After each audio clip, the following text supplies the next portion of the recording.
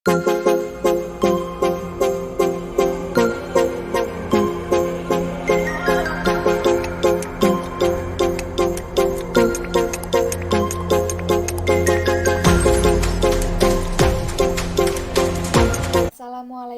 warahmatullahi wabarakatuh.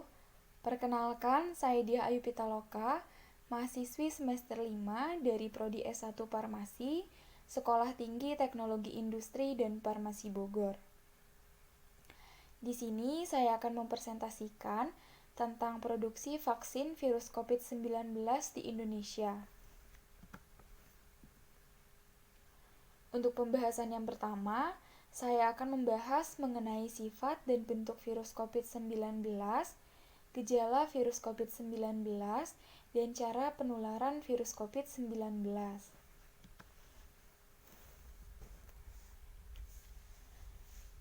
Bentuk virus COVID-19. Virus berbentuk bulat dengan protein spike yang menonjol dari permukaan vertikal virus atau virion. Memiliki materi genetik berupa RNA rantai tunggal. Virus corona memiliki diameter sekitar 50-200 nanometer menurut Wang et al. 2020b. Struktur virus yang dibentuk dari protein struktural seperti protein spike, protein membran, protein envelope, dan protein nukleokapsid, serta protein hemaglutinin esterase yang terdapat pada beberapa jenis beta coronavirus. Selanjutnya, sifat virus COVID-19. Yang pertama, virus corona sensitif terhadap panas, di mana mereka akan mati jika terkena suhu 56 derajat Celcius dalam waktu 30 menit. Yang kedua, virus corona ini membutuhkan inang sebagai tempat berkembang biak. Dan yang ketiga, virus corona akan mati ketika berada di luar tubuh makhluk hidup dalam jangka waktu yang bervariatif tergantung suhu atau tempat virus berada. Gejala COVID-19 meliputi gejala yang paling umum terjadi dan gejala yang sedikit tidak umum. Gejala yang paling umum terjadi antara lain demam, batuk kering, dan kelelahan. Gejala yang sedikit tidak umum, rasa tidak nyaman dan nyeri tenggorokan, diare, konjungtivitas atau mata merah, sakit kepala, hilangnya indera perasa atau penciuman, ruam pada kulit, atau perubahan warna pada jari tangan atau jari kaki. Rata-rata, gejala akan muncul 5-6 hari setelah seseorang pertama kali terinfeksi virus ini, tetapi bisa juga 14 hari setelah terinfeksi. Cara penyebaran virus COVID-19, di mana virus ini pertama kali berkembang di hewan atau bersifat zoonotik sebelum akhirnya menyerang manusia. Ketika sudah menginfeksi manusia, penyebaran virus corona bisa melalui droplet pernapasan, dari percikan batuk atau bersin dari orang yang terinfeksi virus corona akan menempel di permukaan benda atau kulit manusia. Virus akan berpindah ketika manusia menyentuh benda atau melakukan kontak fisik dengan manusia lainnya. Virus akan menginfeksi manusia ketika tangan yang terkontaminasi oleh virus menyentuh wajah seperti mulut, hidung, dan mata. Untuk pembahasan yang kedua, di sini saya akan membahas mengenai pengertian vaksin, tujuan pemakaian vaksin, dan mekanisme kerja vaksin. Yang pertama ada pengertian vaksin. Vaksin adalah bahan antigenik yang digunakan untuk menghasilkan kekebalan terhadap suatu penyakit. Pemberian vaksin dilakukan untuk mencegah atau mengurangi pengaruh infeksi penyakit tertentu. Tujuan pemakaian vaksin. Vaksin diberikan dengan tujuan merangsang sistem kekebalan tubuh untuk memunculkan antibodi terhadap penyakit tersebut. Pemberian vaksin dapat mencegah menyebarnya penyakit tersebut. Mekanisme kerja vaksin. Vaksin membantu meningkatkan sistem kekebalan tubuh dengan mengaktifkan respon tubuh terhadap penyakit tertentu.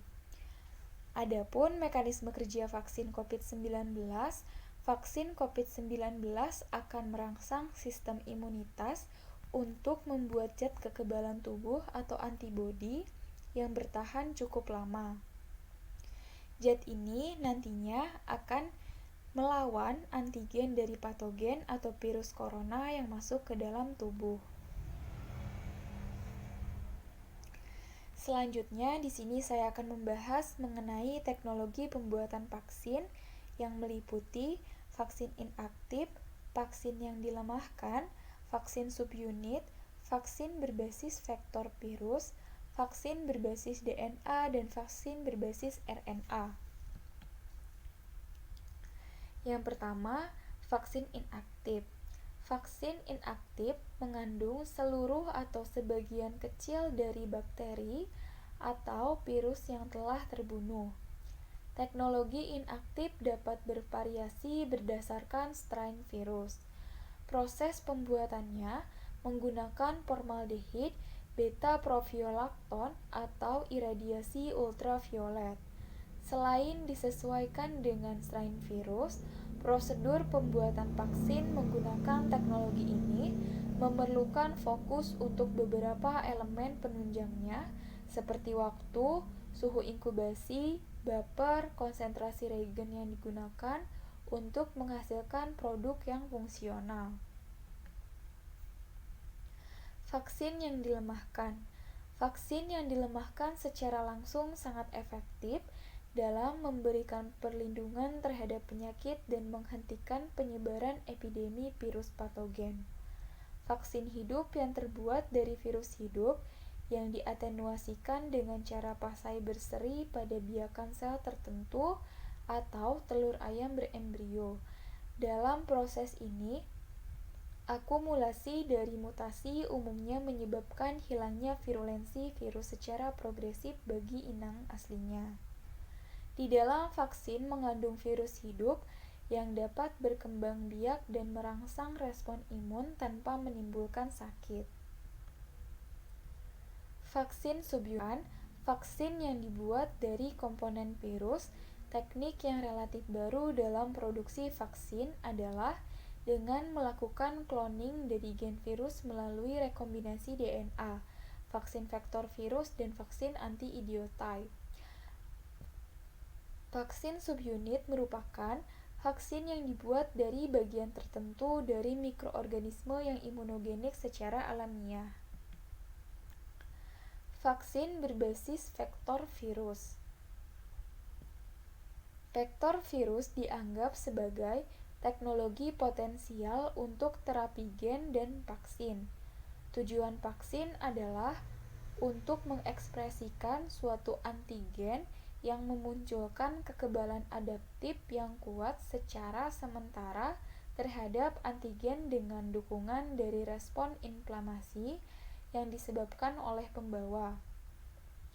Adapun kelebihan vaksin berbasis vektor virus ini, yang pertama, transduksi gen efisiensi tinggi, pengiriman gen yang sangat spesifik ke sel target, dan transduksi respon imun yang kuat. Vaksin berbasis DNA. Vaksin DNA suatu pendekatan yang relatif baru dalam teknologi vaksin yang memiliki potensi dalam menginduksi imunitas seluler. Dalam vaksin DNA, gen tertentu dari mikroba diklon ke dalam suatu plasmid bakteri yang direkayasa untuk meningkatkan ekspresi gen yang diinsersikan ke dalam sel mamalia. Setelah disuntikan DNA, plasmid akan menetap dalam nukleus sebagai episom, tidak berintegrasi ke dalam DNA sel atau kromosom. Selanjutnya, mensintesis antigen yang dikodenya. Selain itu, vektor plasmid mengandung sekuens nukleotida yang bersifat imunostimulan yang akan menginduksi imunitas seluler. Yang terakhir ada vaksin berbasis RNA. Vaksin berbasis asam nukleat telah lama dijanjikan sebagai vaksin yang dapat diproduksi dengan cepat sebagai respon terhadap keadaan darurat kesehatan masyarakat, aman, dan memperoleh respon imun protektif. Vaksin antivirus berbasis mRNA juga meminimalkan potensi risiko infeksi dan mutagenesis yang disebabkan insersi karena degradasi alami mRNA dalam lingkungan mikroseluler. Selanjutnya ada teknologi yang dipilih Indonesia dalam produksi pertama vaksin COVID-19. Alasan Bio Farma memilih vaksin COVID-19 yang dikembangkan oleh Sinovac karena menggunakan platform inaktif atau virus yang diinaktivasi merupakan teknologi yang sudah dikuasai oleh Bio Farma sejak lama. Beberapa kelompok mengevaluasi vaksin inaktif untuk SARS-CoV dan hasilnya menunjukkan bahwa semua vaksin menginduksi serum antibodi penawar dan pengurangan yang signifikan SARS-CoV. Terdapat penelitian yang mengkonfirmasi bahwa terjadinya kerusakan hemaglutinin substansial yang diakibatkan oleh formaldehid, BPL, atau iradiasi UV. Indonesia juga sedang mengembangkan vaksin mandiri yang diberi nama vaksin merah putih. Vaksin merah putih merupakan vaksin yang dikembangkan menggunakan isolat virus SARS-CoV-2 penyebab COVID-19 yang bertransmisi di Indonesia. Vaksin merah putih dikembangkan menggunakan platform protein rekombinan DNA dan RNA.